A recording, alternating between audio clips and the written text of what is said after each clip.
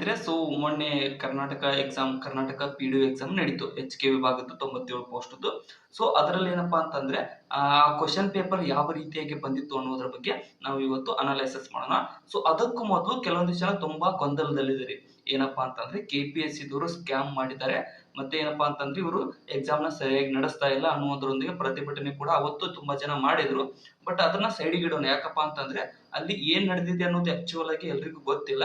ಮತ್ತೇನಪ್ಪಾ ಅಂದ್ರೆ ಇನ್ನೊಂದಿಷ್ಟು ಜನ ಏನ್ ಹೇಳ್ತಾರೆ, ಒಂದು ಕೊಠಡಿಯಲ್ಲಿ 12 ಜನರಿಗೆ ಮಾತ್ರ ಕ್ವಶನ್ ಪೇಪರ್ ಬಂದಿತ್ತು, ಮತ್ತೆ ಇನ್ನು 12 ಜನರಿಗೆ ಕ್ವಶನ್ ಪೇಪರ್ ಬಂದಿರ್ಲಿಲ್ಲ.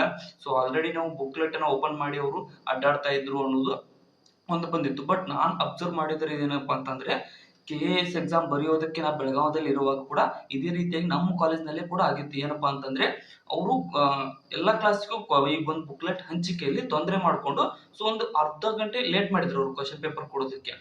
ಅರ್ಧ ಗಂಟೆ ಲೇಟ್ ಮಾಡಿದ ತಕ್ಷಣ ಹುಡುಗರು ಏನಿರ್ತಾರಲ್ಲ, ಅಂದ್ರೆ ಸ್ಪರ್ಧಾರ್ಥಿಗಳು ತಾಳ್ಮೆ ಕಳ್ಕೊಂಡು ಪರೀಕ್ಷೆಯಿಂದ ಅಂದ್ರೆ ಕೊಠಡಿಯಿಂದ ಹೊರಗೆ ಬಂದು ಅವರೆಲ್ಲ ಪ್ರತಿಭಟನೆ ಮಾಡಿದ್ರು.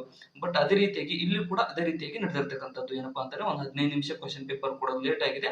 ಅದರಿಂದ ಅವರು ಪ್ರತಿಭಟನೆಗೆ ಇಳಿದಿದ್ದಾರೆ. ಅದರಿಂದ ಸ್ಕ್ಯಾಮ್ ಆಗಿದೆ ಅನ್ನೋದು ಹೊರದು ಬಂದಿದೆ. ಬಟ್ ಏನಪ್ಪಾ ಅಂತಂದ್ರೆ ಆ 12 ಜನ ಸ್ಟೂಡೆಂಟ್ಸ್ ಮೇಲೆ ಎಲ್ರದ್ದು ಹೆಸರು ಬರ್ಕೊಂಡು FIR ಕೂಡ ದಾಖಲಾತಿಯನ್ನ ಮಾಡಿದ್ದಾರೆ. ಬಟ್ ಈ ಟೈಪ್ ಪ್ರತಿಭಟನೆ ಮಾಡಿದವ್ರ ಮೇಲೆ FIR ಮಾಡೋದು ತಪ್ಪಂತ ನಾನು ಹೇಳ್ತೀನಿ. ಈ ಸರ್ಕಾರ ಸರಿಯಾಗಿ ತಾವು ಎಕ್ಸಾಮ್ ನಡೆಸಲಿಕ್ಕೆ ಬರ್ಲಿಲ್ಲ ಅಂತಂದ್ರೆ ಆ ಪ್ರತಿಭಟನೆ ಮಾಡೋರ್ ಮೇಲೆ FIR ನ ಮಾಡೋದು ತಪ್ಪಾಗುತ್ತೆ ಸರ್ಕಾರದ್ದು. ಬಟ್ ಅದನ್ನೆಲ್ಲ ಸೈಡಿಗೆ ಇಟ್ಕೊಳ್ಳೋಣ. ಅದ್ರ ಬಗ್ಗೆ ತುಂಬಾ ಜನ ತನಿಖೆಗಳು ಮಾಡ್ತಾ ಇದ್ದಾರೆ, ಮತ್ತೆ ಅದ್ರ ಮೇಲೆ ತುಂಬಾ ಇದು ನಡೀತಾ ಇದೆ. ಅದಾಗಿ ನೆಕ್ಸ್ಟ್ ನಮ್ಗೆ ಏನಪ್ಪಾ ಅಂದ್ರೆ 2 ಪೇಪರ್ ನಡೀತು. ಕ್ವಶನ್ ಪೇಪರ್ ಯಾವ ರೀತಿಯಾಗಿ KPSC ದವರು ತೆಗಿತಾ ಇದ್ದಾರೆ, ಮತ್ತೆ ನಾನ್ HK ದವ್ರಿಗೆ ಡಿಸೆಂಬರ್ 7 ಮತ್ತು 8ಕ್ಕೆ ಎಕ್ಸಾಮ್ ಇದಾವೆ. ಅದ್ರ ಬಗ್ಗೆ ಸ್ವಲ್ಪ ನಿಗಾ ವಹಿಸಿ, ಮತ್ತೆ ನಿಮ್ಗೆ ಕ್ವಶನ್ ಪೇಪರ್ ಅಕಸ್ಮಾತ್ ಅದೆಲ್ಲ ತನಿಖೆ ನಡೆದು ಏನು ನಡೆದಿಲ್ಲ, ಏನು ತಪ್ಪಾಗಿಲ್ಲ ಅಂತ ಪ್ರೂವ್ ಆದ್ರೆ ಇದರ ಮೇಲೆನೆ ಕಟ್ ಆಫ್ ನಿಲ್ಲಿಸ್ತಾರೆ, ಮತ್ತೆ ಇದ್ರ ಮೇಲೆ ರಿಕ್ರೂಟ್ಮೆಂಟ್ ನಡೆಯುತ್ತೆ. ಅದಕ್ಕೋಸ್ಕರ ಈ ಎಕ್ಸಾಮ್ ಕೂಡ ಇರೋದಿಲ್ಲ. ಅದಕ್ಕೋಸ್ಕರ ಹೇಳ್ತಾ ಇರೋದು, ನಾವು ಮುನ್ನೆಚ್ಚರಿಕೆಯಿಂದ ನಮ್ಮ ಸೇಫ್ಟಿ ಒಳಗಡೆ ನಾವಿರೋದು ಒಳ್ಳೆಯದು.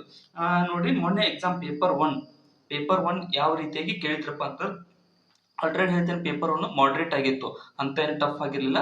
ಮಾಡರೇಟ್ ಆಗಿತ್ತು. ಮತ್ತೆ ಇತಿಹಾಸದಿಂದ 15 ಪ್ರಶ್ನೆಗಳು ಕೇಳಿದ್ರು. ಇತಿಹಾಸಕ್ಕೆ ಸಂಬಂಧಪಟ್ಟಿರ್ತಕ್ಕಂಥ 15 ಪ್ರಶ್ನೆಗಳಿದ್ವು. ಇನ್ನು ಭೂಗೋಳ ಶಾಸ್ತ್ರಕ್ಕೆ ಸಂಬಂಧಪಟ್ಟಿರ್ತಕ್ಕಂಥ 15 ಪ್ರಶ್ನೆಗಳು ಬಂದಿದ್ವು. ಪೊಲಿಟಿಗೆ 15 ಇದ್ವು. ಎಕನಾಮಿಗೆ 6 ಪ್ರಶ್ನೆಗಳಿದ್ವು. ಕರೆಂಟ್ ಅಫೇರ್ಸ್ ನಲ್ಲಿ 13 ಇದ್ವು. ಕರೆಂಟ್ ಅಫೇರ್ಸ್ ಏನಪ್ಪಾ ಅಂತಂದ್ರೆ ಕರೆಂಟ್ ಅಫೇರ್ಸ್ 13 ಅಂತ 13 ಇರಲ್ಲ, ಇದಕ್ಕಿಂತ ಜಾಸ್ತಿ ಇರ್ತವೆ. ಯಾಕಪ್ಪಾ ಅಂತಂದ್ರೆ ಈ ಒಂದು GK ದಲ್ಲಿ ಅಂದ್ರೆ ಕರೆಂಟ್ ಸುದ್ದಿಯಲ್ಲಿರ್ತಕ್ಕಂಥ GK ಸ್ಟ್ಯಾಟಿಕ್ GK ಅಳವಡಿಸ್ತಾರೆ. ಬಟ್ ಅದು ಕೂಡ ಕರೆಂಟ್ ಅಫೇರ್ ರಿಲೇಟೆಡ್ GK ಆಗುತ್ತೆ. ಸ್ವಲ್ಪ ಕರೆಂಟ್ ಅಫೇರ್ಸ್ ನ ಯಾರು ಮಿಸ್ ಮಾಡ್ಲಿಕ್ಕೆ ಹೋಗ್ಬೇಡ್ರಿ, ಅದನ್ನ ಕಂಪಲ್ಸರಿ ಆಗಿ ಓದ್ಕೊಡ್ರಿ. ಜನರಲ್ ಸೈನ್ಸ್ಗೆ ಸಂಬಂಧಪಟ್ಟಿರ್ತಕ್ಕಂಥ 3 ಪ್ರಶ್ನೆಗಳಿದ್ದವು. ಮೆಂಟಲ್ ಎಬಿಲಿಟಿ ಕೂಡ ತುಂಬಾ ನಿಗಾ ವಹಿಸಿ. ಮೆಂಟಲ್ ಎಬಿಲಿಟಿ ಪ್ರಶ್ನೆಗಳು 10 ರಿಂದ 15 ಪಕ್ಕ ಬಂದಿರ್ತವೆ ಎಲ್ಲ ಎಕ್ಸಾಮ್ ದಲ್ಲಿ. 11 ಕೇಳಿದ್ರು. ಸೋಷಿಯಲ್ ಸ್ಟಡೀಸ್ ನಲ್ಲಿ 2 ಇದ್ವು. ಕಂಪ್ಯೂಟರ್ಗೆ ಸಂಬಂಧಪಟ್ಟಿರ್ತಕ್ಕಂಥ 1 ಇತ್ತು ಪ್ರಶ್ನೆ. ಇನ್ನು ಕೋಆಪರೇಟಿವ್ ಸೊಸೈಟೀಸ್, ಇದು ಇಂಪಾರ್ಟೆಂಟ್ ಆಗುತ್ತೆ, ಎಕ್ಸ್ಟ್ರಾ ಸಬ್ಜೆಕ್ಟ್. ಅದನ್ನು ಕೂಡ ಸ್ವಲ್ಪ ಆಲ್ರೆಡಿ ತುಂಬಾ ಜನ ಅದ್ರ ಬಗ್ಗೆ ಕ್ಲಾಸಸ್ ಗಳನ್ನ ಮಾಡಿದ್ದಾರೆ. ಅವುಗಳನ್ನು ಕೂಡ ನೋಡ್ಕೊಡ್ರಿ. ಅದ ಸ್ಪೆಸಿಫಿಕ್ ಬುಕ್ ಗಳನ್ನು ಕೂಡ ಓದ್ಕೊಡ್ರಿ. 7 ಪ್ರಶ್ನೆಗಳಿದ್ದು. ಮಾನವ ಶಾಸ್ತ್ರಕ್ಕೆ ಸಂಬಂಧಪಟ್ಟಿರ್ತಕ್ಕಂಥ 5 ಪ್ರಶ್ನೆಗಳಿದ್ದು. ಲ್ಯಾಂಡ್ ರಿಫಾರ್ಮ್ಸ್, ಭೂ ಸುಧಾರಣೆಗೆ ಸಂಬಂಧಪಟ್ಟಿರ್ತಕ್ಕಂಥ 7 ಪ್ರಶ್ನೆಗಳಿತ್ತು. ಈ ಕ್ವಶನ್ ಪೇಪರ್ ಮಾಡರೇಟ್ ಆಗಿತ್ತು. ಅದಕ್ಕೋಸ್ಕರನೇ ಎವರೇಜ್ ಅಂತ ಅಂದ್ರು 100 ಮಾರ್ಕ್ಸ್ಗೆ 100 ಮಾರ್ಕ್ಸ್ಗೆ ಇದೆ 1/4 ಕಟ್ ಆಫ್ ಇದೆ, ಅಂದ್ರೆ 0.25 ಕಟ್ ಆಫ್. 0.25 ಕಟ್ ಆಫ್ ಇರುವಾಗ ಮಿನಿಮಮ್ 60 ಅಂತೂ ಎಲ್ಲರೂ ಮಾಡಿರ್ತಾರೆ. 60 ಪ್ಲಸ್ ಅಂತ ಹಿಡಿಯೋದು ನಾವು. 60 ಪ್ಲಸ್ ಇದ್ರದ್ದು ಕಟ್ ಆಫ್ ಇರುತ್ತೆ. ಯಾಕಂದ್ರೆ ಪೋಸ್ಟ್ಗಳು ಕಡಿಮೆ ಇದಾವೆ. ಅದಕ್ಕೋಸ್ಕರನೇ 60 ಪ್ಲಸ್ 65 70 ಹಿಡಿಯೋಣ. 65 to 70 65 ಹಿಡಿಯೋಣ ನಾವು ಎವರೇಜ್ ಆಗಿ. 65 ಆಯ್ತು. ನೆಕ್ಸ್ಟ್ ಪೇಪರ್ 2 ದಲ್ಲಿ ನೋಡ್ತಾ ಹೋದಂತೆ ಕನ್ನಡ ಗ್ರಾಮರ್ ಏನಿದೆಯಲ್ಲ, ಸ್ವಲ್ಪ ರಿಪೀಟ್ ಆಗಿರ್ತಕ್ಕಂಥ ಪ್ರಶ್ನೆಗಳಿದ್ದವು. ಅಂತ ಏನು ಟಫ್ ಇರಲಿಲ್ಲ. 35ಕ್ಕೆ ಕನ್ನಡ ಗ್ರಾಮರ್ ಯಾರಾದ್ರೂ ಸ್ವಲ್ಪ ಇಂಟೆಲಿಜೆಂಟ್ ಇರೋರು 30 ಮಾಡ್ತಾರೆ, 30 ಮಾಡ್ತಾರೆ. 35 ಪ್ರಶ್ನೆಗಳಿಗೆ 30ನ ಮಾರ್ಕ್ ತೆಗೆದುಕೊಂಡಿರ್ತಾರೆ. ಮತ್ತೆ ಇಂಗ್ಲಿಷ್ ಗ್ರಾಮರ್ಗೆ ಸಂಬಂಧಪಟ್ಟಿರ್ತಕ್ಕಂಥ ಇಂಗ್ಲಿಷ್ ಗ್ರಾಮರ್ ಸ್ವಲ್ಪ ಲೆಂದಿ ಆಗಿತ್ತು ಅನ್ನೋದಕ್ಕೋಸ್ಕರ ಏನಪ್ಪಾ ಅಂತಂದ್ರೆ ಇದರಲ್ಲಿ ಕೂಡ ಕೆಲವೊಂದಿಷ್ಟು ಮಾಡರೇಟ್ ಆಗಿರ್ತಕ್ಕಂಥ ಜನ ಇವರು ಕೂಡ 30 ತೆಗಿತಾರೆ. ಯಾಕಪ್ಪ ಅಂದ್ರೆ ಪೋಸ್ಟ್ಗಳು ಕಡಿಮೆ ಇದಾವೆ. ಅದಕ್ಕೋಸ್ಕರ 30 ಬರುತ್ತೆ ಮಾರ್ಕ್ಸ್. ಒಂದಷ್ಟು ಯಾರು ಆಯ್ಕೆ ಆಗೋ ಲೆವೆಲ್ಗೆ ಇರ್ತಾರೋ ಅವರು 30 ಪ್ಲಸ್ ತೆಗೆದಿರ್ತಾರೆ. ಅದೇ ರೀತಿ ಕಂಪ್ಯೂಟರ್ ಮಾಡರೇಟ್ ಆಗಿತ್ತು. ಅದಕ್ಕೂ ಕೂಡ ಒಂದು ಏನಿಲ್ಲ ಅಂದ್ರು 25 ಹಿಡಿಯೋಣ. ಕಂಪ್ಯೂಟರ್ಗೆ 25 ಹಿಡಿಯೋಣ.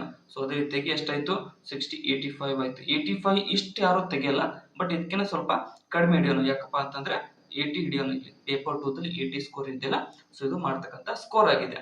ಸೊ ಇಲ್ಲಿ ನೋಡೋದಾದ್ರೆ 65 ಪ್ಲಸ್ 80, 65 5 145, 140 ಕಟ್ ಆಫ್ ಎಷ್ಟು ನಿಲ್ಲುತ್ತೆ ಅಂದ್ರೆ 140 to 150 ಇಷ್ಟು ಕಟ್ ಆಫ್ ನಿಲ್ಲೋ ಚಾನ್ಸಸ್ ತುಂಬಾ ಇದೆ. ಯಾಕಪ್ಪ ಅಂತಂದ್ರೆ ಕಟ್ ಆಫ್ ತುಂಬಾ ಹೈ ಹೇಳ್ತಾ ಇದ್ರಿ ಸರ್ ನೀವು ಅಂತ ಅನ್ಬೋದು ಎಲ್ಲರೂ. ಬಟ್ ಏನಪ್ಪಾ ಅಂದ್ರೆ ಇದು ಕಡಿಮೆ ಇದ್ದು, ಪೋಸ್ಟ್ ಕಡಿಮೆ ಇದ್ದು, ಹಂಗೆ ಜನಸಂಖ್ಯೆ ಬರೆದಿರ್ತಕ್ಕಂಥ ಎಕ್ಸಾಮ್ ಬರೆದಿರ್ತಕ್ಕಂಥ ವ್ಯಕ್ತಿಗಳು ತುಂಬಾ ಜಾಸ್ತಿ. ಸೊ ಒಟ್ಟು ಪರೀಕ್ಷೆ ನೋಡಿ 99,107 ಜನ ಎಕ್ಸಾಮ್ ನ ಬರೆದಿದ್ದಾರೆ. ಸೊ ಅದಕ್ಕೋಸ್ಕರ ಕಟ್ ಆಫ್ ಹೈ ನಿಲ್ಲುತ್ತೆ. So 140 to 150. But cut off high ನಿಲ್ಲುತ್ತೆ ಅನ್ನೋದು ನಮ್ಗೆ ತಲೆಯಲ್ಲಿ ಇರ್ಲಿ. ಸ್ಕ್ಯಾಮ್ ಆಗಿದೆ ಸರ್, ಇದೇನು ವೇಸ್ಟ್ ನೀವು ಹೇಳೋದಿಲ್ಲ ಅಂತ ತುಂಬಾ ಜನ ಕಮೆಂಟ್ ಸೆಕ್ಷನ್ ಅಲ್ಲಿ ಕಮೆಂಟ್ ಕೂಡ ಮಾಡಬಹುದು. ಸ್ಕ್ಯಾಮ್ ಆಗಿರೋದು ಸೆಕೆಂಡರಿ. ಬಟ್ ನಮಗ್ ಬೇಕಾಗಿರ್ತದೆ ಆಸ್ ಎ ಆಸ್ಪಿರೆಂಟ್, ನಮಗೆ ಬೇಕಾಗಿರ್ತಕ್ಕಂಥದ್ದು ಏನಪ್ಪಾ ಅಂದ್ರೆ ಕಟ್ ಆಫ್ ಎಷ್ಟು ನಿಲ್ಲುತ್ತೆ. ಸೊ ನಾವು ಮುಂದೆ ಬರ್ತಕ್ಕಂಥ ಎಕ್ಸಾಮ್ಗಳಿಗೆ ನಮ್ಮ ಸ್ಕೋರ್ ಏನಿದೆ, ನಾವು ಯಾವ ರೀತಿಯಾಗಿ ಪ್ರಿಪೇರ್ ಆಗಬೇಕು ಅನ್ನೋದು ತಲೆಯಲ್ಲಿ ಇರಬೇಕು. ಅದ್ರ ಬಗ್ಗೆ ಜಾಸ್ತಿ ತಲೆ ಕೆಡಿಸ್ಕೊಂಡು ನೀವು ಸ್ಕ್ಯಾಮ್ ಆಗಿದೆ KPSC ದವ್ರು ಹಿಂಗೆ ನಡೆಸ್ತಾರೆ ಎಕ್ಸಾಮ್ ಅನ್ಕೊಂಡು ನಾವು ಓದೋದನ್ನ ಬಿಟ್ರೆ ನಮ್ಗೆ ಅದು ಹೊಡೆತ ಕೊಡುತ್ತೆ. ಸೊ ಅದಕ್ಕೋಸ್ಕರ ಇವಾಗ ನೆಕ್ಸ್ಟ್ PDO ನಾನ್ HK ದವ್ರಿಗೆ ಎಕ್ಸಾಮ್ ಇದೆ, KS ಎಕ್ಸಾಮ್ ಇದೆ, ಗ್ರೂಪ್ B ಎಕ್ಸಾಮ್ ಇದೆ. ಸೊ ಅದೇ ರೀತಿಗೆ ಗ್ರೂಪ್ C ಎಕ್ಸಾಮ್ ಇದೆ. ಸೊ ಅದಕ್ಕೋಸ್ಕರ ಅದಕ್ಕೆ ಕಾನ್ಸಂಟ್ರೇಟ್ ಮಾಡಿ KSET ಎಕ್ಸಾಮ್ ಕೂಡ ಇದೆ. ಸೊ ಅವುಗಳಿಗೆಲ್ಲವೂ ಕಾನ್ಸಂಟ್ರೇಟ್ ಮಾಡಿ ಮತ್ತೆ ದೊಡ್ಡ ಪ್ರಮಾಣದ ಕಾಲ್ಫಾರ್ಮ್ ಕೂಡ ಆಗುತ್ತೆ ಅಂತ ಸುದ್ದಿ ಕೂಡ ಇದೆ ಇಲ್ಲಿ, PC ಇದು ಮತ್ತೆ PSI ಇದು. ಸೊ ಅದಕ್ಕೂ ಕೂಡ ಸ್ಟಡಿ ಮಾಡ್ತಾ ಹೋಗಿ, ಯಾವ್ದ್ರ ಬಗ್ಗೆ ತಲೆ ಕೆಡಿಸ್ಕೋಬೇಡಿ.